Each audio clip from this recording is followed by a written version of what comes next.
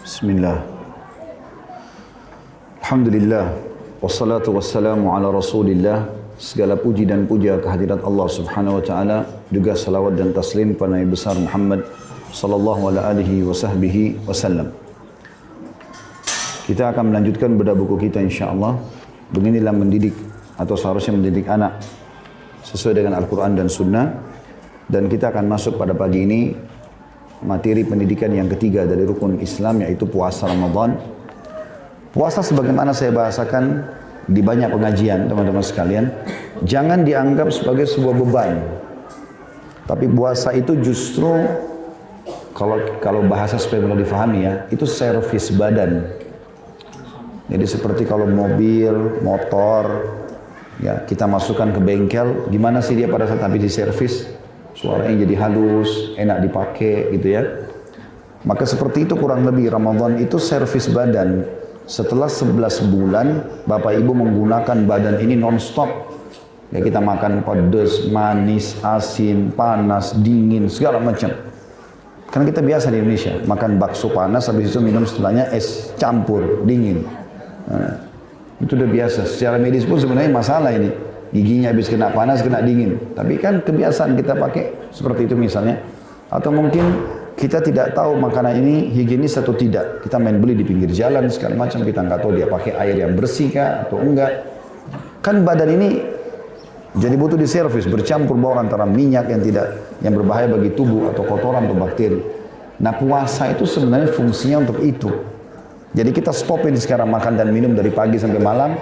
Malam pun buka puasanya kita dianjurkan hikmah syar'inya tidak boleh banyak makan.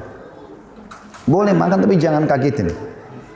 Dan Allah telah membuat kita pada saat buka puasa walaupun seharian nggak makan, kita nggak bisa makan banyak. Yang ini. Dan Nabi SAW mengatakan sebaik-baik makanan kalian pada saat berbuka adalah kurma. Sebaik-baik makanan kalian pada saat sahur adalah kurma. Nabi nggak bilang daging, ayam kah, ikan. Nah, Nabi bilang kurma. Kok kenapa kurma gitu kan? Supaya kita terapi diri kita, fokus ke makanan-makanan yang sehat sekarang. Terutama kurma ini karena memang penelitian membuktikan satu butir kurma akan memenuhi 6% dari kebutuhan harian kita. Jadi kalau kita 6% ya, kalau kita makan kurang lebih 20 butir kurma itu, atau 15 butir sampai 20 butir, kita sudah penuh semua hajat kita seharian. Nah, kita rasa kalau kita buka puasa makan 3 butir kurma udah kenyang rasanya. Nah, memang dia sangat bermanfaat dan dia memenuhi kebutuhan kita. Semua kandungan yang dibutuhkan dalam bentuk nutrisi buat tubuh ada pada kurma. Itu saya pernah ikutin penelitiannya sendiri, disurvei oleh beberapa dokter, diantaranya ada Dr. Abdul Daim dari Mesir. Semoga Allah jaga. Beliau sering menyampaikan tentang keajaiban yang disebutkan dalam syariat, baik Al-Quran ataupun Sunnah, berhubungan dengan masalah kesehatan, karena dia dokter gitu. Jadi saya sering ikuti cuplikannya, dia jelaskan juga, dan ada surveinya, penelitiannya, begini dan begitu. Dan itu sangat bermanfaat. Sehingga Ramadan itu adalah bulan servis, tanda kutip ya, untuk membuat tubuh kita lagi siap dipakai 11 bulan ke depan.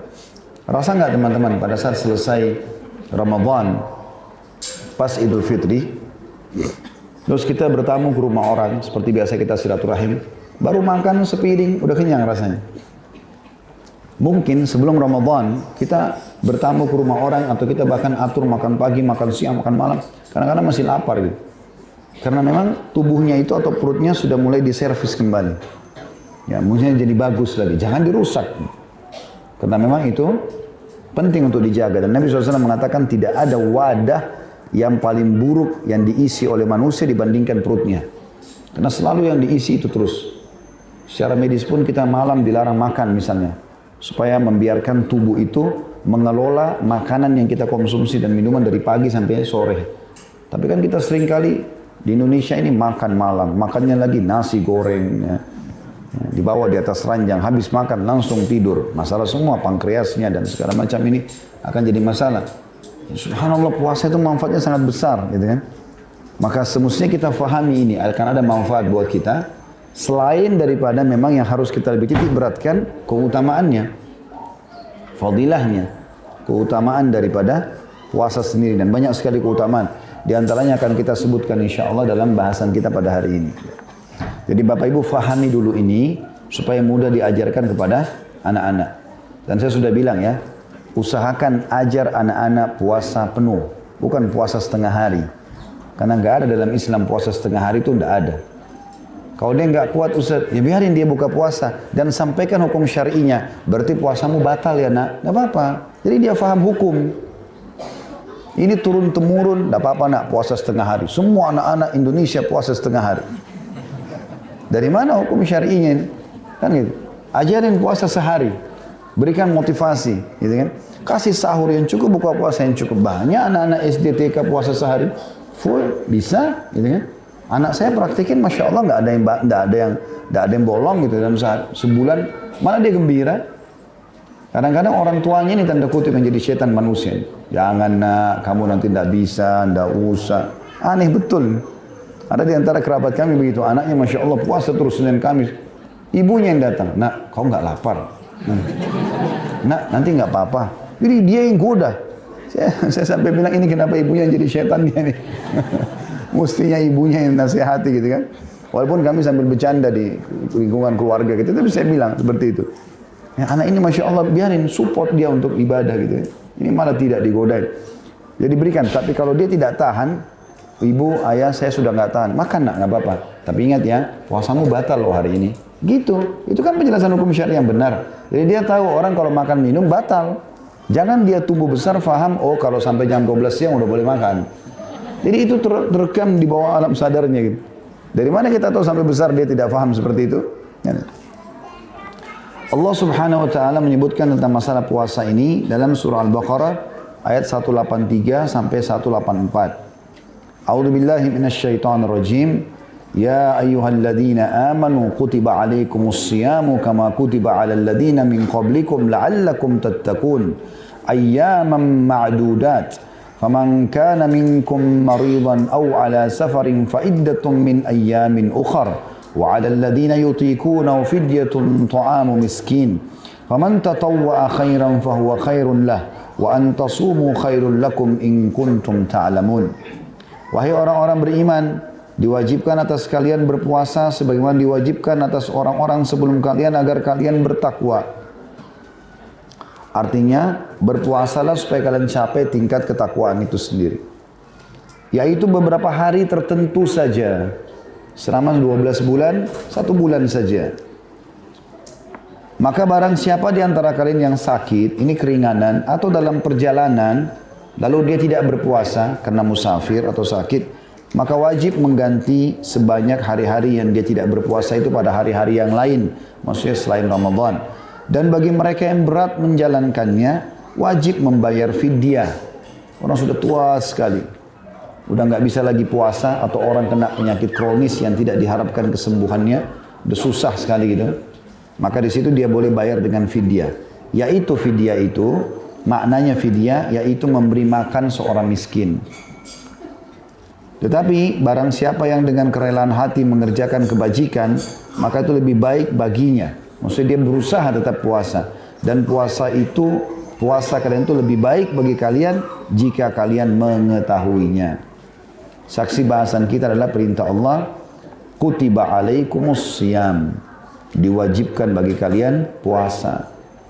Jadi supaya kita mau jalankan kewajiban ini, cintai dulu. Tahu dulu apa manfaatnya buat saya. Wajar itu. Saya bilang kalau Bapak Ibu mau termotivasi ibadah, cari tahu. Allah kasih apa sih kalau saya kerjakan ibadah ini? Misal kita mau rajin sholat, baca janji Allah di sholat itu. Supaya kita tahu, oh saya sholat ternyata dapat ini ya. Kan kita bahas di bab sholat. Bagaimana kalau di depan rumah seseorang ada sungai yang mengalir dengan deras. Kalian mandi 5 kali sehari. Ada kotoran di badannya? Kata para sahabat tidak ada ya Rasulullah. Kata Nabi SAW begitu perumpamaan 5 waktu sholat. Membersihkan dosa-dosa kalian. Oh ternyata saya dapat pembersihan dosa. Awal amal dihisab hari kiamat adalah sholat. Kalau baik maka baiklah semuanya. Beruntunglah dia, kalau buruk maka rugilah dia. Oh ternyata dapat itu. Seterusnya. Ya. Semua ibadah begitu. Tidak ada ibadah teman-teman yang tidak ada janjinya. Allah kasih bahasa ceramahnya fadilah. Jadi cintai dulu ibadah itu, tahu apa yang kita dapatkan.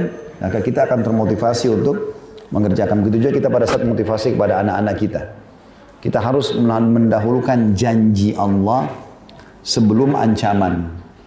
Karena ada juga ancaman kan. Sekarang orang puasa, kalau dia kerjakan dapat janji Allah. Kalau dia tinggalkan puasa dapat ancaman Allah kan gitu. Nah jangan mulai ancaman, jangan bilang kau kalau nggak sholat masuk neraka loh. Nah, dia sendiri belum tahu keutamaan sholat apa. Ya. Kau kalau tidak puasa nanti jadi keluar dari Islam, nanti begini dan begitu. Nah dia belum tahu keutamaan puasa apa. Dahulukan itu. Kita pun sendiri kalau memotivasi diri kita sering membaca keutamaan, walaupun berulang-ulang. Di antara keutamaan puasa disebutkan dalam sebuah hadis Bukhari di jilid 4 halaman 222 dan Muslim nomor 760 yang berbunyi dari Abu Hurairah radhiyallahu anhu dari Nabi SAW beliau bersabda, "Man shama Ramadhana imanan wa ihtisaba, ghufira lahu ma taqaddama min dhanbi." Barang siapa yang berpuasa karena iman, yakin itu perintah Allah, dan ihtisab, mengharapkan ridho dan pahala dari Allah, mengejar target pahalanya itu, niscaya akan diampuni dosa-dosanya yang telah lalu. Berarti kita dapat pembersihan dosa dengan puasa. Selain tadi adanya kesehatan ya. Juga dalam hadis yang lain, hadis riwayat Bukhari juga jilid 4 halaman 97, Muslim nomor 1079, Abu Hurairah radhiyallahu anhu berkata, Rasulullah SAW bersabda, "Idza ja'a Ramadhanu futihat abwabul jannah wa ghulliqat abwabun nari wa suffidatis syayatin." Bila datang bulan Ramadhan, dibukalah pintu-pintu surga, ditutuplah pintu-pintu neraka, dan setan-setan dibelenggu. Makna pintu-pintu surga dibuka adalah dibuka pendaftarannya. Karena kan kita belum bisa masuk sekarang ke surga. Jadi maksud dibuka adalah dibuka, ayo, siapa yang masuk surga, ayo daftar sekarang nih. Gitu. Mirip kalau diiklanin kita lewat di sebuah kampus mau kuliah di sana, ada pelang besar, spanduk, pendaftaran, tanggal sekian sampai tanggal sekian. Gitu. Nah ini khusus Ramadan, 1 Ramadan sampai akhir Ramadan, iklan resmi dari Allah. Siapa yang mau masuk surga, ayo ikuti programnya, puasa, sholat, dan seterusnya. Dan juga ditutup semua pintu neraka, bisa bermakna kata sebagian ulama adalah dihapus nama-nama orang dari api neraka. Karena ada hadis lain yang berbunyi, sesungguhnya di bulan Ramadan Allah menghapus nama-nama hamba dari api neraka. Artinya Bapak Ibu kalau berhasil dapat itu, tiket itu, tidak akan masuk neraka selamanya. Di Ramadan itu. Dan Nabi SAW mengatakan, dan itu terjadi setiap malam di malam-malam Ramadan. Itu makna pintu-pintu neraka ditutup, artinya akan dihapus. Karena kita semua ini, semua kita teman-teman, ada tempatnya di surga, ada tempatnya di neraka. Sampai nanti kita meninggal, baru ditentukan tempatnya kemana. Karena kan kita bisa meninggal dalam keadaan beriman, bisa meninggal dalam keadaan kafir. Ada orang luar biasa ibadahnya sampai terakhir murtad. Bisa saja. Ada orang pernah begitu. Dia jadi sahabat Nabi, bahkan penulis wahyu. Ahli ibadah. Murtad. Meninggal. Sampai waktu Nabi SAW lewat di depan 3 orang sahabat, salah satunya orang ini Nabi mengatakan, salah seorang dari kalian akan jadi penghuni neraka, ya. Dan kalau tidak salah gigi gerahmnya akan lebih besar daripada gunung Uhud. Nah, maka sahabat itu ternyata memang dia ditawarkan oleh Musailim al-Kadzab, orang yang mengaku Nabi palsu di akhir hidupnya Nabi SAW, dia ditawarkan untuk jadi menterinya lah istilahnya, jadi pengawalnya dan dikasih apapun yang dia mau, dia terima. Maka dia berbohong, gitu kan. Dia mengatakan Muhammad Rasulullah, ya, juga Musailimah Rasulullah, supaya pengikutnya Musailimah tetap ada. Ini masuk neraka. Kita tidak tahu akhir hidupnya orang. Nah pada saat dia meninggal dalam keadaan beriman, dia masuk surganya. Pada saat dia meninggal dalam keadaan kufur, dia masuk ke dalam nerakanya. Kalau seseorang meninggal dalam keadaan banyak dosa, wa na'udzubillah, tidak sempat taubat, kalau dia harus masuk neraka, dia masuk nerakanya dulu, setelah bersih baru masuk ke dalam surganya. Gitu. Nah ada istilah penghapusan nama dari neraka. Karena kan kita semua punya tempat di neraka sekarang. Ramadan itu termasuk penghapusan nama. Jadi tidak ada nama lagi kita di sana. Tempat kita sudah nggak ada. Kita tinggal masuk ke dalam surga. Itu makna daripada salah satu makna, dan ditutup pintu-pintu neraka. Dan juga semua syaitan dibelenggu. Makna belenggu, leher, bagian leher diikat, bagian 2 tangan dan kaki juga diikat. Dibelenggu. Ini cara yang paling efektif membelenggu atau mengikat orang supaya tidak bisa bergerak. Kalau lehernya dipasang besi, diikat sama rantai, tangan kakinya diikat, sudah nggak bisa bergerak. Mau kemana dia? Kalau cuma tangan sama kaki, kepalanya masih bisa ngoleh sana sini. Ini nggak bisa lagi. Dibelenggu artinya tidak bisa bergerak. Tapi ingat, tetap masih bisa ngomong orang yang dibelenggu. Tetap masih bisa melihat. Jadi kalau ada yang bilang, kok Ramadan Ustaz masih ada orang buat dosa? Ya iya, itu berarti nandakan kelemahan iman yang luar biasa. Karena syaitan nggak gunakan tangan sama kaki pun bisa goda dia gitu. Hah? Ada memang orang subhanallah sahibnya syaitan itu. Temannya syaitan. Syaitan nggak usah goda. Azan, dengar nggak? Dengar dia nggak sholat. Syaitan, oh ini memang CS saya. Teman. Jadi syaitan hanya goda orang yang mau sholat. Makanya kata Nabi SAW, kalau terdengar azan, syaitan lari. Sambil mengeluarkan angin, ya. Mencari tempat yang tidak terdengar azan. Kemudian dia akan kembali setelah itu antara azan iqamah untuk menggoda orang yang mau sholat. Yang nggak mau sholat nggak digoda lagi, sudah temannya syaitan sholat. Kemudian kalau diiqamahkan sholat dia lari lagi. Setelah itu dia akan kembali menggoda orang yang sedang sholat. Memang yang digoda orang yang mau mengerjakan. Yang tidak mau sudah temannya syaitan. Di dunia berteman, di akhirat pun sama-sama di neraka. Naudzubillah. Nah di sini di belenggunya bermanfaat sekali bagi orang-orang yang beriman karena sudah tidak ada sama sekali bisikan lagi gangguan. Mereka akan semangat melakukan ibadah-ibadah. Makanya Ramadan banyak orang jadi baik, gitu kan? Seperti itulah. Hadis yang lain dari Abu Sa'id Al-Khudri radhiyallahu anhu bahwa Rasulullah SAW bersabda, "Ma min 'abdin yasumu yawman fi sabilillah illa ba'adallahu bidzalikal yawmi wajhahu 'anil nari 70 kharifa."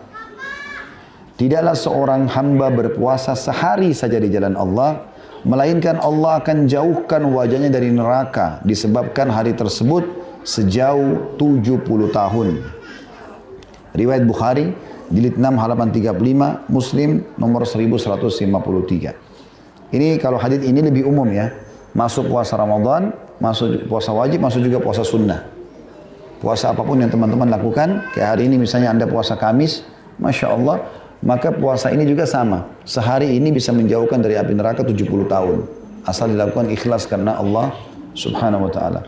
Itu kalau puasa sunnah, puasa wajib lebih pantas untuk mendapatkan keutamaan ini ya.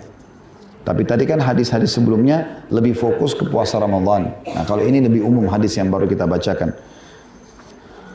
Kemudian hadis selanjutnya tentang keutamaan juga masalah puasa dari Sahal bin Sa'ad radhiyallahu anhu dari Nabi SAW beliau bersabda, "Inna fil jannati baban yuqalu lahu ar-rayyan yadkhulu minhu as-sa'imuna yawmal qiyamah la yadkhulu ahadun minhu ghairuhum yuqalu ayna as-sa'imun fayaqumun la yadkhulu ahadun ghairuhum fa idza dakhalu ughliq falam yadkhul minhu ahad."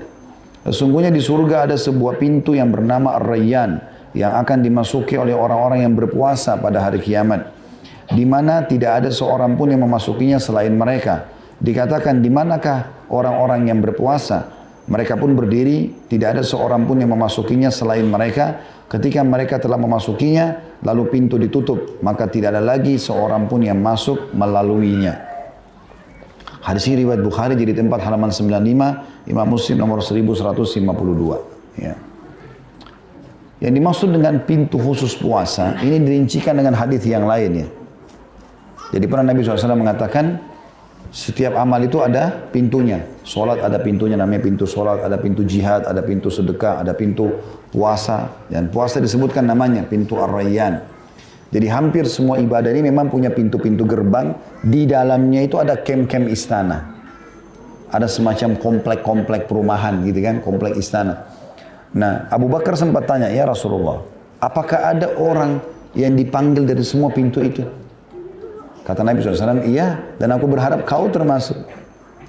Artinya kalau Bapak Ibu rutin jaga sholatnya, nggak pernah ada bolongnya, rutin puasa, utangnya pun kalau ada utang dibayar, rutin zakatnya, rutin jihadnya, maka kita punya istana di situ yang kita bisa setiap saat datang. Ya. Jadi di surga itu kita bisa punya banyak sekali istana. Ya, tergantung juga dengan amal-amal apa yang kita kerjakan. Itu yang dimaksud di sini. Ya. Kata beliau, mulai menjelaskan setelah dalil-dalil tadi Al-Quran dan Sunnah, puasa adalah ibadah rohani dan jasmani. Secara rohani kita mendekatkan diri kepada Allah Subhanahu Wa Taala. Karena ini ibadah Allah perintahkan. Tadi Al-Baqarah menjelaskan masalah itu. Ya, juga hadis Nabi SAW.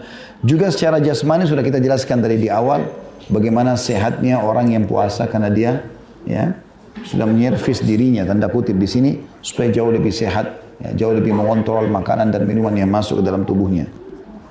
Dengan berpuasa Seseorang atau seorang anak belajar berbuat ikhlas yang hakiki karena Allah Ta'ala dan merasa diawasi olehnya, oleh Allah di saat tersembunyi.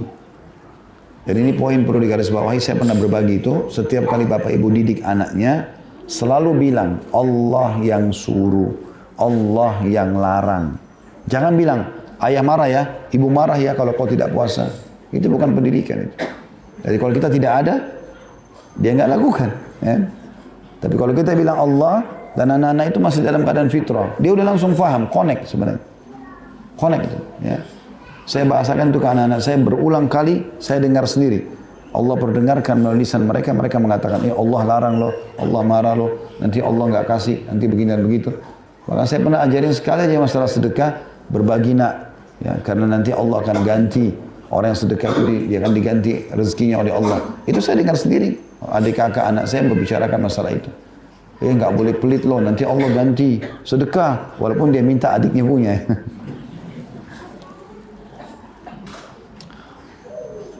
Jadi puasa akan melatih ikhlas yang hakiki. Apalagi kalau kita tanamkan itu Allah yang perintahkan, maka dia menahan lapar, menahan haus karena Allah. Ini ikhlas yang hakiki. Di samping melatih keinginan seorang anak untuk menjauhi makan meskipun lapar, menjauhi minum meskipun haus, juga memperkuat kemampuan seorang anak untuk mengekang dorongan hawa nafsu dan keinginannya, serta membuat seorang anak terlatih untuk bersikap sabar dan kuat. Jadi banyak pelajaran yang bisa diambil secara ilmu dan kehidupan sosial dari puasa itu sendiri. Para sahabat ridwanullahi alaihim, sahabat Nabi SAW, mereka pun ya, telah mendidik anak-anaknya untuk melakukan ibadah puasa. Segolongan kaum salaf seperti Ibnu Sirin, ini namanya Muhammad bin Sirin, seorang ulama tabi'in, Az-Zuhri, juga nama orang, serta Imam Asy-Syafi'i, suka, ini sebenarnya julukan-julukan Az-Zuhri, Syafi'i ini julukan ya, nama-nama mereka tentunya ada. Kalau tidak salah Zuhri namanya Syihab ya. Kemudian Imam Syafi'i Muhammad bin Idris, ada nama. Suka menyuruh anak-anak berpuasa untuk melatih mereka bila mereka telah mampu melaksanakannya. Batasnya dari umur 7 tahun dan 10 tahun sebagaimana sholat. Sedangkan Ishaq membuat batasan bahwa batasnya dimulai ketika telah berumur 12 tahun. Namun Ahmad, maksudnya Imam Ahmad rahimahullah, dalam satu riwayat membuat batasan yaitu bila telah berumur 10 tahun.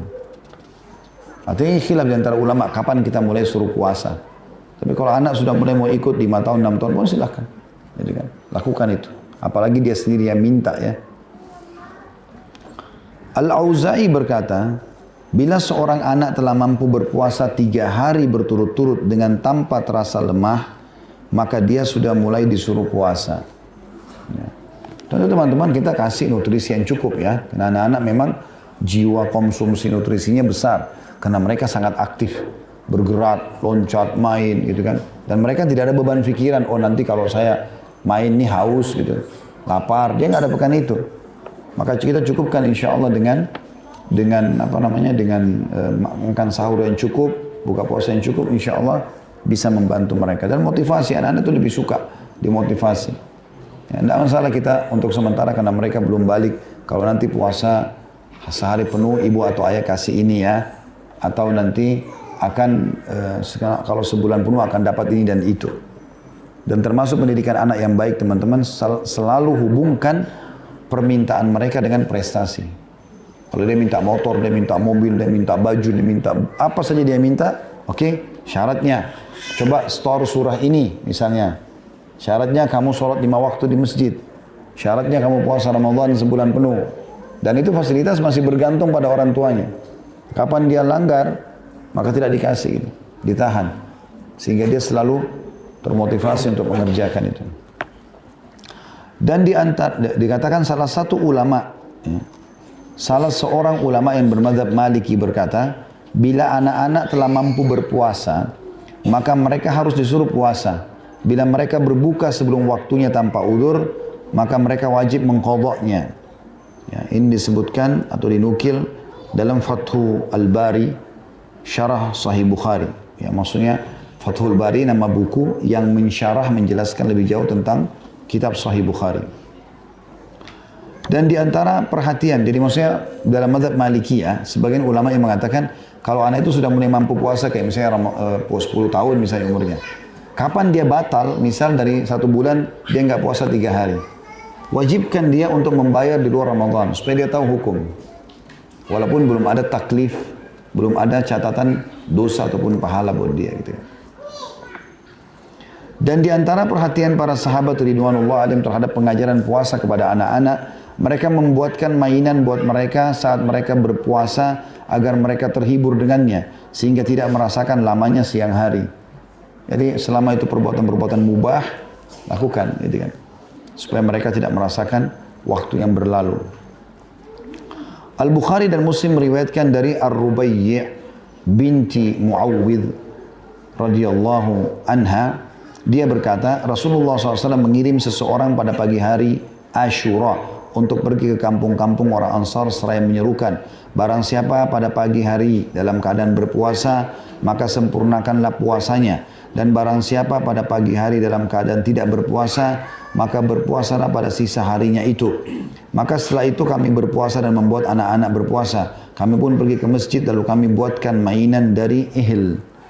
Yang dimaksud dengan ihin adalah, ada foto nomor 35, bulu. Bulu disatukan, dibuat seperti mainan supaya mereka tersibukkan dengan itu. Bila salah seorang di antara mereka ada yang menangis karena meminta makanan, kami pun memberikan makanan itu kepadanya hingga hari menjelang berbuka. Jadi cara bagaimana mereka mendidik anak-anak mereka, gitu kan. Yang dimaksud dengan potongan hadis pada hari Ashura 10 Muharram, ini kan puasa sunnah. Waktu awal diperintahkan umat Islam untuk puasa, Nabi SAW menggunakan sebuah cara atau menyampaikan kepada para sahabat, siapa yang berpuasa, suruh mutar seseorang, siapa yang berpuasa hari ini, pas hari Ashura, dia niatkan puasanya Ashura. Siapa yang sudah terlanjur makan, karena ini awal turun syariat, maka tetap boleh dia niat puasa walaupun bukan di waktu subuh. Khusus di waktu itu saja. Jangan ditarik hukum ini kepada setiap puasa, gitu kan. Karena kita kan kalau sudah lewat waktu azan subuh, kita kalau makan lagi ya nggak boleh kecuali lupa.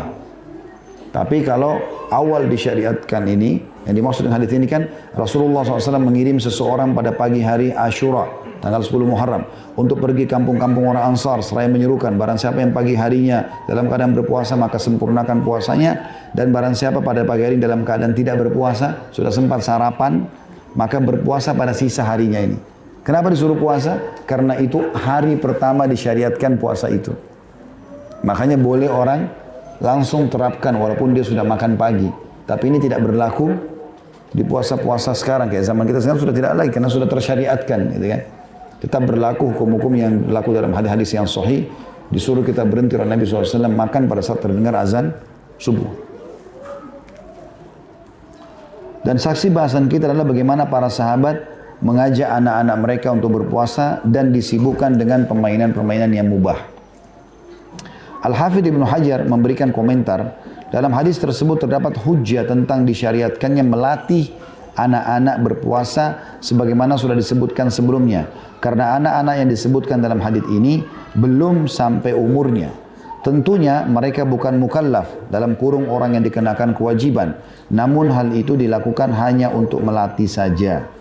Ya, ini disebutkan juga dalam Fathul Bari, Syarah Sahih Bukhari di jilid 5, halaman 104 dan 105. Para sahabat juga mengumpulkan anak-anaknya sambil berdoa kepada Allah Ta'ala ketika hendak berbuka. Karena mengharap ya, dikabulkan doa di waktu yang berkah lagi mustajab itu. Ya, karena memang pada saat orang mau buka puasa itu diijabah doa. Maka latih anak-anak sekalian selain mereka puasa, ayo berdoa nak, sampaikan hajatmu. Atau kita perdengarkan bentuk doa dalam bahasa Indonesia misalnya, ya, karena kita di luar sholat bisa pakai bahasa Indonesia. Kita berdoa pada saat menjelang buka puasa, berdengarkan supaya anak tahu, oh ternyata kita harus minta ini dan minta itu. Abu Daud At-Tayalisi meriwayatkan dari Abdullah bin Amr radhiyallahu anhu, dia berkata, aku mendengar Rasulullah SAW bersabda, lis-shaimi inda iftarihi da'watun mustajabah. Orang yang berpuasa ketika dia berbuka memiliki doa yang mustajab, ya, memiliki doa yang diijabah. Abdullah bin Amr radhiyallahu anhu menjelang berbuka dia memanggil keluarganya dan anaknya lalu berdoa. Disebutkan oleh At-Tayalisi di nomor 2262, Al-Baihaqi dalam Syu'abul Iman nomor 3907. Hadis tersebut adalah hadis yang dilemahkan oleh Albani tentunya. Tapi ini riwayat diangkat oleh penulis di sini untuk menekankan bahwasanya ada hadis-hadis yang sahih sebelumnya, riwayat yang disebutkan dalam Bukhari tadi tentang beberapa sahabat memanggil anaknya berdoa menjelang buka puasa. Jadi ini sebenarnya cuma penguatan saja. Sebab Sahih Bukhari sudah menjelaskan bolehnya mengajak anak-anak berbuka puasa atau berdoa pada saat buka puasa. Al-Kasani berkata dalam kitab Al-Bada'i, tidak mengapa anak kecil yang berakal melakukan i'tikaf di 10 hari terakhir Ramadan karena umur balik tidak menjadi syarat sahnya i'tikaf. Ya. Artinya mulai dilatih. Orang tuanya kalau pergi masjid akhir Ramadan, ya dia juga pergi, anaknya diajak, biasakan. Ya, seperti juga saya pernah bilang di majlis ta'lim ilmu seperti ini juga ajak anak-anak. Ya Masya Allah ikhwan dan akhwat yang mengajak ini sangat baik. Apalagi kalau sebelum masuk ta'lim berikan instruksi-instruksi. Kita mau ta'lim ya nak, nanti belajar ilmu agama, dengarkan, jangan sampai mengganggu orang, ambil ilmunya, ikhlaskan niat. Saya gitu kalau anak-anak saya ajak ke masjid. Jadi sementara ke masjid lagi naik motor saya bilang itu.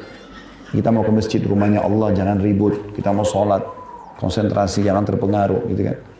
Walaupun kadang-kadang masih terpengaruh sama teman-temannya gitu. Ya. Kalau ada anak-anak di belakang lari-lari, dia korek-korekkan adik kakak gitu. Lagi nunjuk-nunjuk ke belakang, mau bermain juga gitu kan. Tapi karena mereka sudah kita ingatkan, alhamdulillah mereka bisa menjaga itu. Kata beliau, oleh karena itu sah seorang anak kecil yang sudah berakal melakukan i'tikaf karena hal tersebut termasuk dalam ibadah dasar. Sebagaimana sah juga dia melakukan puasa sunnah. Dinukil dalam kitab Al-Bada'i, yang kitabnya Al-Kasani tadi di jilid 2 halaman 442. Membiasakan anak untuk berpuasa meski bertahap mengandung faedah yang banyak. Karena orang yang masih masa mudanya, maka dia akan tumbuh dengan orang yang terbiasa mungkin ya. Dengan sesuatu di masa mudanya, dia akan tumbuh dengan kebiasaan itu. Oleh karena itu kami menyaksikan banyak orang yang tidak sanggup berpuasa. Ketika kami tanyakan perihal mereka, mereka menjawab, kami tidak dibiasakan untuk berpuasa. Karenanya puasa memberatkan kami. Meskipun puasa itu sebenarnya wajib atas mereka, bahkan termasuk rukun Islam. Ketidakmampuan mereka untuk berpuasa karena hasil pendidikan yang buruk. Tanda kutip, kepada Allah kita memohon pertolongan. Jadi sama semua ya. Sedekah kalau kita tidak biasakan, sholat kita tidak biasakan, hadir majelis ilmu kita tidak biasakan, anak-anak nanti tidak suka. Kita biasakan itu supaya mereka ikut ya. Mengajarkan anak berpuasa juga sebagai penjaga dari pemikiran-pemikiran buruk dan penjaga agar tidak terjatuh ke dalam lembah kehinaan dan kenistaan. Dengan puasa seseorang mampu menjaga dirinya dan mendekatkan dirinya kepada Allah Ta'ala. Rasulullah SAW bersabda, ya ma'syarasy syabab, man istata' minkumul ba'a falyatazawwaj, fa innahu aghaddu lil basari wa ahsanu lil farj, wa man lam yastati' fa 'alaihi bis shaum fa innahu lahu wija'. Wahai sekalian para pemuda, barang siapa di antara kalian mampu menikah, maka menikahlah. Karena demikian itu lebih menundukkan pandangan dan lebih menjaga kemaluan. Barang siapa tidak mampu menikah, maka hendaknya berpuasa, sebab hal itu bisa menjaga ya, penekan atau menjadi penekan hawa nafsunya. Di sini kita lihat bagaimana puasa menjadi salah satu sarana yang paling efektif untuk menekan hawa nafsu. Ya, sehingga pada saat bergejolak untuk melakukan perbuatan haram, puasalah yang akan meredam itu. Karena umumnya kan hawa nafsu datang juga dari makanan dan minuman yang berlebihan. Baik, begitu saja. Insya Allah kami depan kita lanjutkan lagi dengan materi kita yang lain dan lanjutannya masalah haji insyaallah. Subhanakallahumma bihamdika asyhadu an la ilaha illa anta astaghfiruka wa atubu ilaik. Assalamualaikum warahmatullahi wabarakatuh.